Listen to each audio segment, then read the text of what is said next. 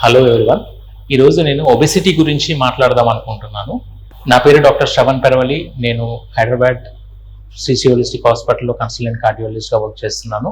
Obesity అంటే మన BMI, body mass index అంటాము. మోర్ దాన్ 30 ఉన్నప్పుడు దాన్ని మనం ఒబెసిటీగా మనము పరిగణిస్తాం అనమాట. సో ఒబెసిటీ వల్ల వచ్చే ఎఫెక్ట్స్ ఏంటి?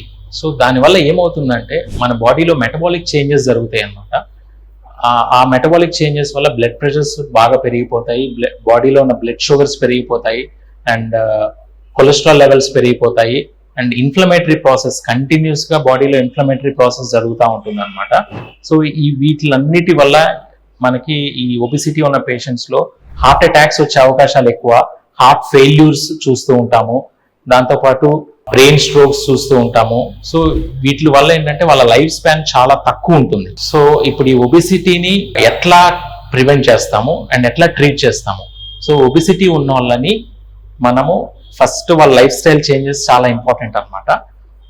హెల్దీ లైఫ్ స్టైల్, మనం డైలీ అట్లీస్ట్ ఒక 45 minutes physical activity, healthy diet, oil food, fried foods ఇట్లాంటివి అవాయిడ్ చేసి మోర్ ప్రోటీన్, మోర్ ఫైబర్ ఉండేలాగా చూసుకోవటము డైట్లో.